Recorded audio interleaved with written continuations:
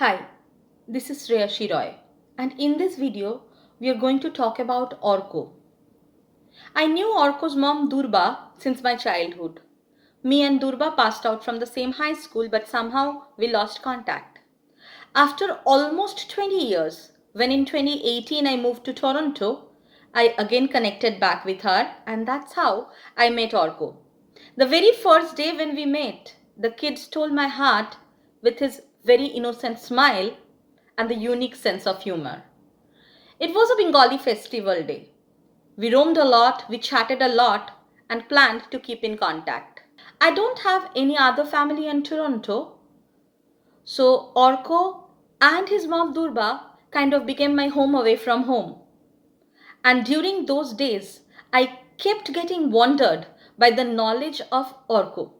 While we were watching the movies, I'll be surprised seeing the depth of knowledge of his around different language, different genre of movies, specifically the ones around Second World War and the impacts.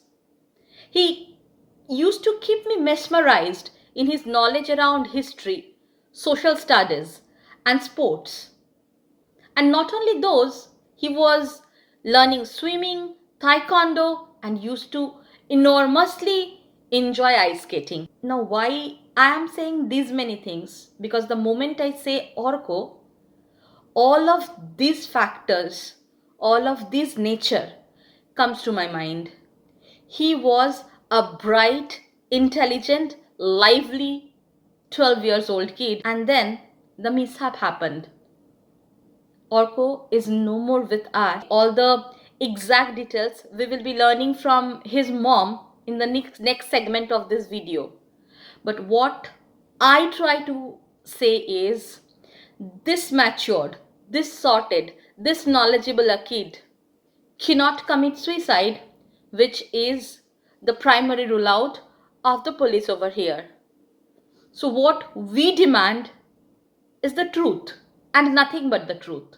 What we demand is the justice and a proper investigation without any sort of partiality or discrimination by the authority, and that's all we demand. He deserves. Hi, my name is Durba Mukherjee. In March 2018, I immigrated to Canada along with my only child, Orko Chakraborty. Just after 1 year, on June 21, 2019, my 12-year-old child passed away, falling off a 24-story neighborhood high-rise in broad daylight. In the police investigation report, police said my son was accused of theft of a Nintendo Switch of one of his friends, and that's why he died by suicide. There is no concrete evidence that my son actually took the Nintendo Switch or he died by suicide. Still, if you think that my son actually did so, it is still important to find the truth around his death. For past 1.5 years, I kept on following up with authorities to find some answers around his death. From the building where he fell down, he did not have access to. He fell down from a restricted terrace. I still do not know who opened the door to him. There was an adult swimming pool and an adult gym in the terrace. There were people in the terrace, and I do not know how my son managed to get in and walk past the swimming pool and gym and climbed up the wall and jumped off to his death in broad daylight. From the corner my son fell down. He's not covered by CCTV. So I might not know the truth ever again. Anyway, after 1 year of follow-up, when I received the police investigation report, I spotted quite a few factual errors which actually presented a completely different story.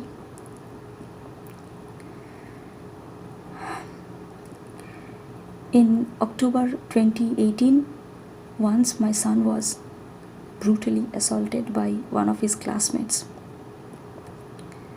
I had to take him to hospital.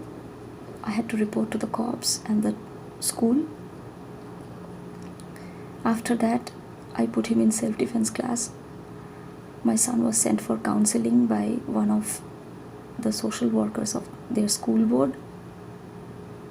The week my son passed away, that week, on June 18, 2019, my son was again assaulted by the same boy, this time during supervised lunch inside school premises. Next day, on June 19, 2019, my son was asked in school to apologize to the boy who assaulted him. And after school, that boy gave my son a Nintendo Switch, saying he got it in the dump yard of their building. When people move out, they leave their stuff there. So my son got it home. He created a fresh account for himself using his own school email ID and played one round of a free game Fortnite. Next day, on June 20, 2019, when my son went to school, he got to know from another boy that the boy lost his console. And he realized that actually the console belongs to him. So just after school, he called his friend to my apartment and handed over the Nintendo Switch to him. The boy took it home, and that night his father got to know the console actually went missing for a day, and now my son has returned it. Then he wrote to school accusing my son of theft, hacking and whatnot. And next day, on June 21, 2019, the vice principal, she interrogated my child for long hours, coerced him to confess to stealing, and threatened him that my son would be handed over to police if he does not confess. In the school record, I have seen that my son kept on saying repeatedly and consistently, he admitted that he created an account for himself and he played one round of Fortnite, but he did not take the console. He got it from the other boy. Anyway, around 2:40 p.m., the vice principal called me at work. He started shouting at me. Then he threatened me. She threatened me that the parents will hand over my son to cops as they found my son's email ID in the log. I got very scared. I came home. I talked to my boy, looking straight into my eyes. My son told me the same thing, exactly the same thing that he already shared in school. Then I called the Nintendo Switch owner boy, and his father picked up. He started shouting at me and threatening me that he will hand over my son to cops if I do not submit my son's written confession to school. He kept on saying that school tried for long hours to get the confession out of your child did not confess. At some point, I got very scared and I started crying. My son was sitting next to me. After that call, I asked my son to call his best friend's mother I wanted to talk to her. Even that evening, my son played with his best friend in the park. So I asked her if I can mention her child's name in the email to school, if her child can support my son in school. She agreed. After that call, my son told me, "Ma, give me 5 minutes. I will call another boy who can also help." Saying that, he went out of the apartment and he never returned. After 1 year of follow-up, I received the police investigation report, and I could spot quite a few factual errors in the report that completely changed the story.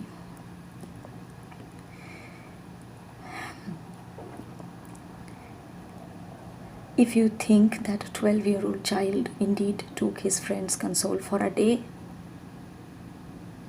even after that, it is evident in the school record, in the accuser parent's email to school, that he himself returned the console to his friend even before anyone asked him to do that. But it is not documented anywhere in any of the reports. Also, a 12-year-old child passed away.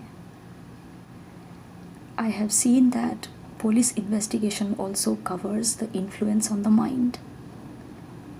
I believe a child's immediate family and his close friends are best placed to understand a child's mental state.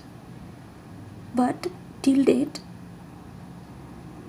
none of the reports included my statement or my son's best friend's family statement. For school board, I requested them for an inquiry. Even Ombudsman of Ontario, they committed to me that the school board will conduct an inquiry after the police investigation is completed. But after following up for 1.5 years, I received an email from school board that they did not do anything after my child's passing that resulted in a report.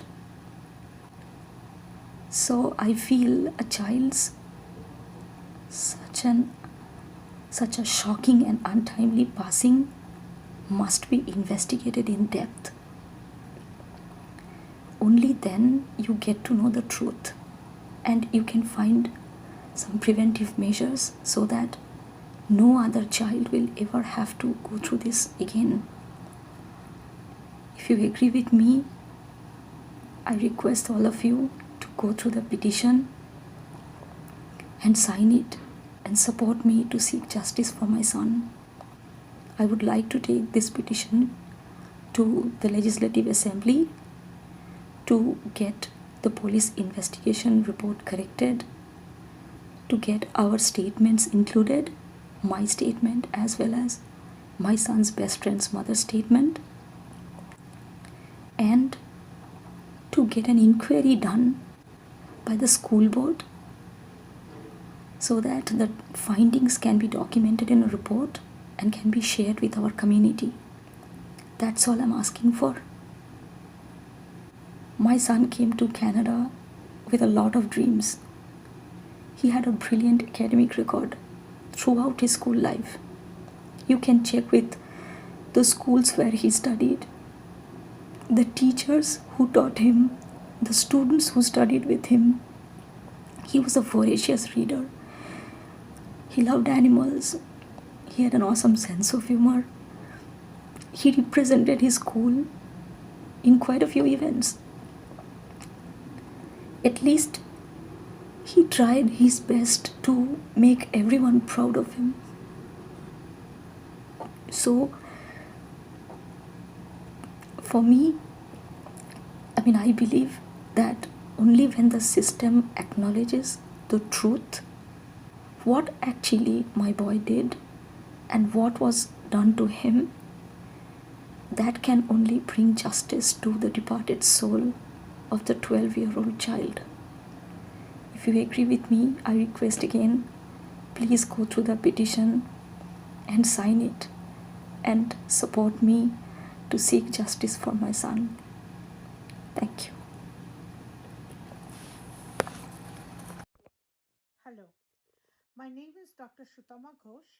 I'm an associate professor in the Department of Geography and Environmental Studies at Ryerson University. I also wear another hat.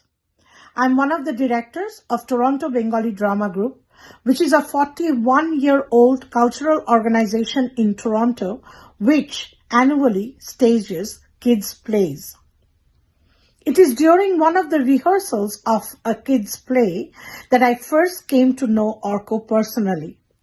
This is because my daughter, who's also of Arka's age, participated in the same play. As they rehearsed together with numerous other kids, I observed that Arka was a soft and gentle soul who got along very well with all the kids who participated in the play, which was about 30 to 34 of them in that year.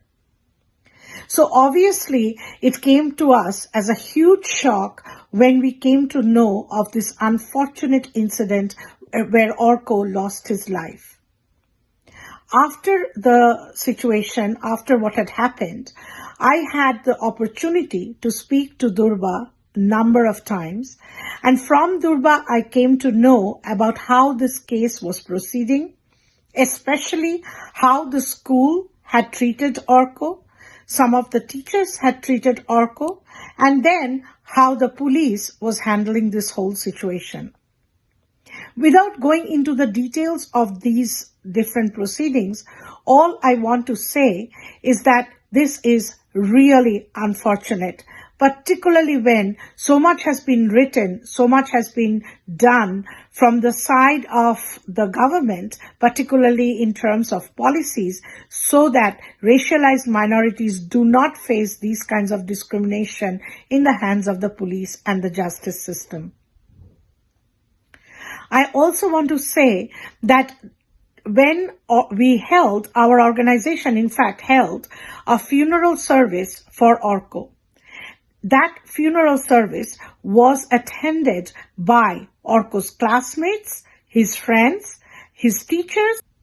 During that funeral meeting, each one of these people spoke highly about Arka, not only how good a student he was, but what a great friend he was. Exactly how we felt during that drama and the rehearsals that were going on. From these different personal experiences, as well as what I came to know from Durba about the case, I strongly support this petition. I don't think any mother who has lost her son has to go through this system and has to navigate the system while in mourning. And I therefore hope that one day Arka receives justice. Thank you. My name is Anuradha Sen, and I want to extend my support to the petition seeking justice for Arka. I have never met Arka or his mother, but I have heard extensively and have read media reports about the tragic death of this little boy and the bullying in the months prior to that. I have justification to believe that the bullying, the accusations, the injustice this defenseless child faced contributed to his death. Questions arise as to why and what happened. Why did the bullying continue for months, landing Arka in the hospital at one point? And what effective steps did the school administration take to address each incident with Arka, his mother, his bullies, and their families? We all know there are wonderfully caring individuals, teachers, principals, police officers in this country who make sure that every child feels safe in their environment. Yet Arka had to fight for his safety, and his mother is now fighting for her rights against powerful systems. Orko's mother raises grave concerns as to how things were handled while he was alive and after his death. We live in a racialized society, and we all know the system, including the police, are often unfair and unjust to people of color. If there are any doubts about the validity of the concerns Orko's mother raised, please address them with her. Open up the documentation that is not being shared with her. If everything is above board, then why the secrecy? Why does this mother have to live with the knowledge that her son may never receive justice? Hi, my name is Anju Rajan. I am a friend of Durba Mukherjee, and I have been following the case of her child for some time now. What Durba is going through, no mother should have to go through. Not only is she a grieving mother, she's a new immigrant who trusted the system of this country when she immigrated with her only son, and then she had to lose that child within a year. Like any mother, she is just looking for answers and closure, a closure to the loss of her only child. I have full faith in the Canadian system and the Canadian authorities. I am still hopeful that the authorities will be able to provide the answers that Durba is looking for. Durba needs to find what actually happened on that fateful day when she lost her only child. The system has so far kind of evaded her questions and not really given her the answers that she's looking for. I support her as a mother, as a community member, as a person who has known Durba and heard her story and followed all the leads that were sent to and fro to various government organizations. I really want there should be more transparency, and Durba should be given all the answers that she needs, and then she can provide those answers to the community of mothers who would want their children to be safe. No other child should have to go through what this child had to go through, and no other mother should have to suffer the way Durba suffered. We want answers, and we want them now. Thank you. Hi, my name is Mihir Das. I met Orko several times as they came to Canada. I found him very jovial, friendly, and intelligent. He was respectful with others. We all are shocked to get Orko's unfortunate news of death. As per my belief, Orko is not a boy who could commit suicide. We all want to know the truth. I am requesting all of you, please sign this petition and support Orko's mother, Durba Mukherjee, to get proper justice for Orko. Hi, my name is Moushumi Banerjee. The reason for this video is to support Ms. Durba Mukherjee, who is a single parent and is fighting to get justice for her only son, Orko. Orko had a very unfortunate and untimely death. Durba did not leave any stone unturned to get all the puzzles together regarding Orko's death. Now, as a last resort, she is going to hand in a petition to her local MPP so that her issue is going to be addressed in the parliament. I am requesting all of you who are watching this video, please sign this petition to support Durba so that she can get justice for her only son, Orko. Thank you. My name is Raymond Garrison, and I'm a professor at Ryerson University. I strongly support Durba Mukherjee's fight for justice for her son, Orko, whose untimely passing both shocked and saddened me. I've known Durba for the last 3 years, and I knew Orko as a soft-spoken, kind, intelligent, and gentle boy. The bullying which he faced should have been dealt with more effectively by the TDSB. and I have no doubt that this bullying was the major contributing factor to his death. The serious inaccuracies in the records surrounding the details of events prior to his death must be corrected, and all reports from the police and school board must be made available to his mother Durba through the Freedom of Information Act. Arka deserves much more. The systems that were supposed to protect him clearly failed him. This admission must be clearly stated in official reports. Someone must be held accountable for their insufficient action to prevent Arka's tragic death. Hi, this is Devi Chakravarti, and this appeal is in support of Durba Mukherjee and her son Arka. Durba has been fighting for justice, and the latest in the process is her submission, which clearly states about certain missing pieces of information and about certain facts that has been misrepresented in her case. This is an appeal to the authorities to please look at the case in totality, taking into consideration all the information, including the submissions she has made, so that Durba is given a fair chance at justice, so that Durba's son, who is up there in the heaven, Arka, is given a fair chance, who is seeking support of his mom, is given a fair chance. He is given a fair chance of clearing his name of the wrong allegations. This is an appeal to the authorities to please listen to the crying soul of this mother and her dead child. Thank you. Hello, I am Lalima Sarkar, a long-time resident of this great city of Toronto.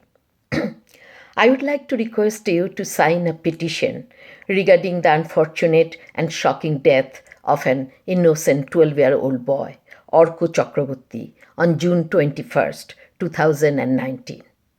Durba Mukherjee, Arka's mother, came to Canada with her beloved son in March of 2018 with the dream of a better life and a good education for her only child.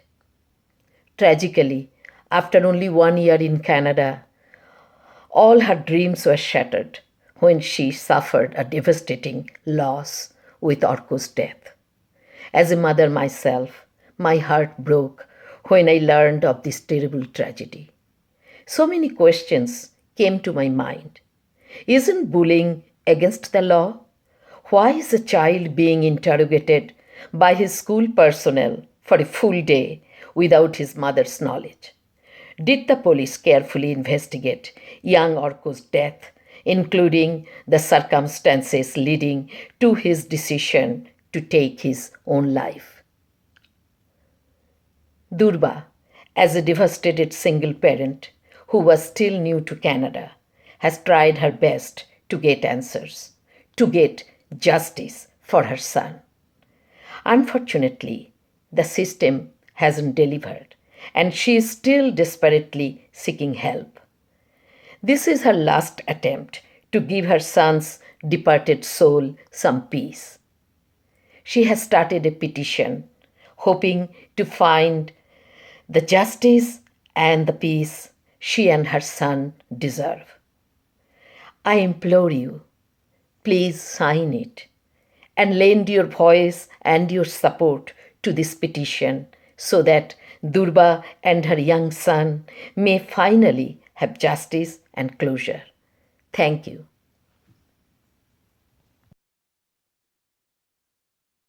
Good morning. I'm Shoykot, a doctoral student at Concordia University, Montreal, and hence a Canadian resident for last 3 years. I know Ms. Durba Mukherjee since my master's days in Chennai, India. She came here to Toronto in Canada in the year 2018, a couple of months after I came. In the next year, April, when I was invited by Durbadi for a theatre festival in Toronto, I had my first opportunity to know her son, Master Arka. It was really a memorable experience for me.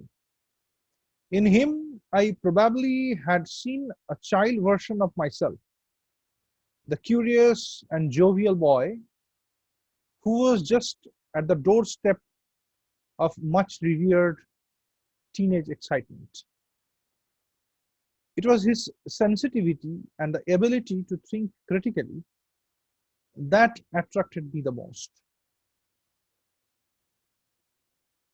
It was planned that they will visit Montreal in the month of July during the Canada Day long weekend. When in the last week of June, I came to know about the incident, I was very shocked.